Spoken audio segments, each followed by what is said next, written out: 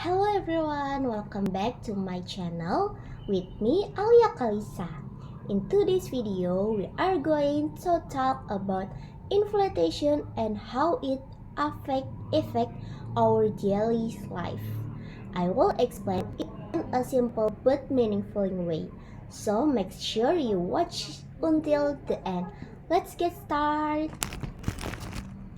Halo semuanya, di video kali ini kita akan membahas tentang inflasi, sebuah fenomena ekonomi yang mungkin sering kita dengar, tapi tidak selalu kita paham secara mendalam. Padahal, inflasi adalah salah satu indikator penting dalam ekonomi makro karena dampaknya sangat terasa dalam kehidupan sehari-hari. Secara sederhana, inflasi dapat diartikan sebagai kenaikan harga barang dan jasa secara umum dan berlangsung terus-menerus dalam periode tertentu. Jadi, bukan hanya satu atau dua barang saja yang naik, tetapi hampir semua harga mengalami peningkatan. Kalau kita lihat dari sisi yang lebih luas, inflasi sebenarnya mencerminkan keseimbangan antara permintaan dan penawaran dalam perekonomian. Ketika permintaan masyarakat terhadap barang dan jasa meningkat, sementara jumlah barang yang tersedia terbatas, maka harga cenderung naik. Sebaliknya, jika pasokan melimpah tapi permintaan rendah, harga bisa menjadi stabil atau bahkan turun. Disinilah inflasi menjadi sinyal penting untuk membaca kondisi ekonomi dalam suatu negara. Menariknya, inflasi tidak selalu dianggap sebagai suatu yang buruk. Dalam batas tertentu, inflasi justru menunjukkan bahwa ekonomi sedang tumbuh. Ketika masyarakat memiliki daya beli yang baik, mereka akan lebih banyak berbelanja, dan hal ini mendorong peningkatan produksi. Namun, masalah muncul ketika inflasi menjadi terlalu tinggi atau tidak terkendali sama sekali. Dalam kondisi seperti ini, harga-harga bisa naik dengan cepat sehingga daya beli masyarakat menurun drastis, terutama bagi kelompok berpendapatan tetap.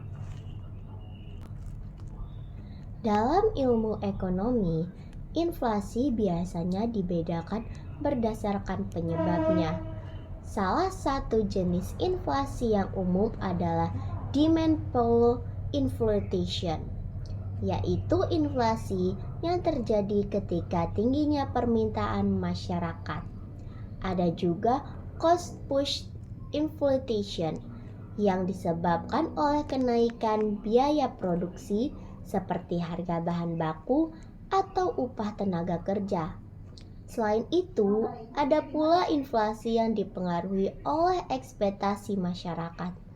Misalnya, jika masyarakat percaya bahwa harga sedang naik di masa depan, mereka cenderung membeli lebih banyak dari sekarang, yang justru dapat mendorong inflasi semakin tinggi. Untuk mengukur inflasi, biasanya digunakan indeks harga konsumen atau IHK. Indeks ini mencerminkan perubahan harga dari sejumlah barang dan jasa yang umum dikonsumsi oleh masyarakat. Di Indonesia, data inflasi biasanya diumumkan secara rutin dan menjadi acuan penting bagi pemerintah dan pelaku ekonomi dalam mengambil keputusan. Dari data ini, kita bisa melihat apakah inflasi masih dalam batas aman atau sudah mulai mengkhawatirkan. Dalam menghadapi inflasi, peran bank sentral menjadi sangat penting. Di Indonesia, lembaga yang bertanggung jawab adalah Bank Indonesia.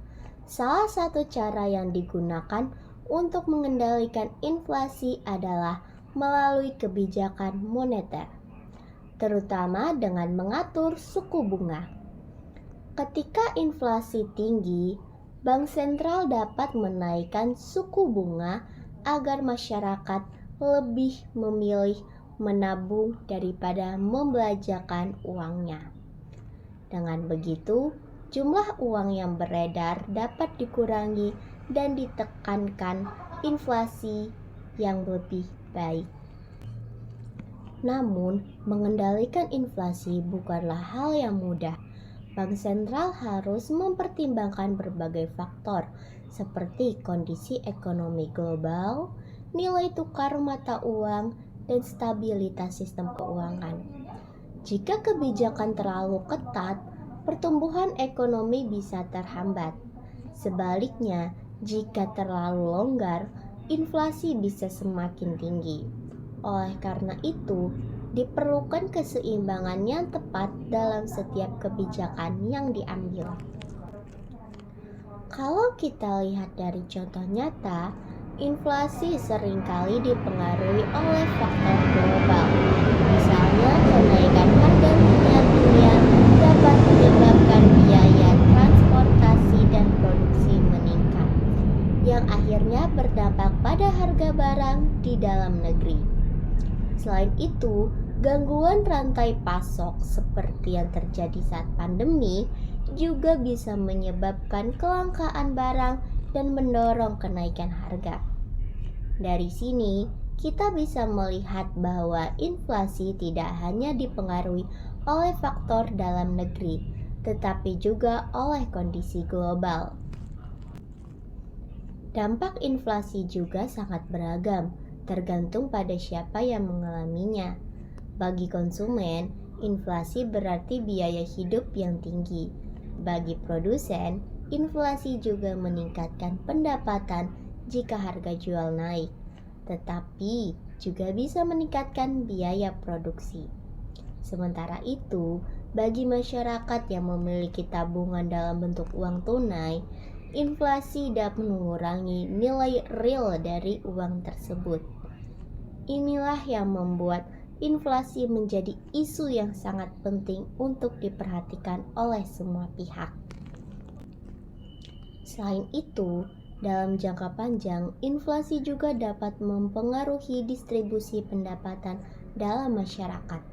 Kelompok dengan pendapatan tetap biasanya lebih rentan terhadap inflasi dibandingkan mereka yang memiliki aset atau investasi. Oleh karena itu, pengendalian inflasi bukan hanya soal stabilitas ekonomi, tetapi juga berkaitan dengan keadilan sosial. Pada akhirnya, inflasi adalah bagian yang tidak terpisahkan dari dinamika ekonomi.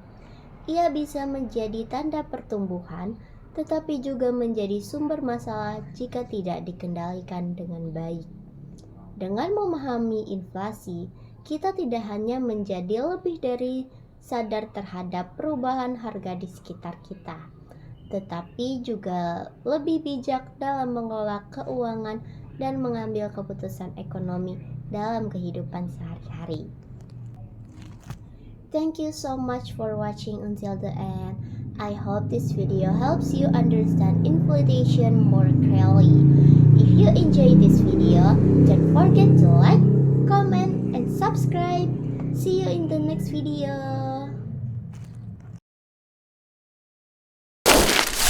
Bye!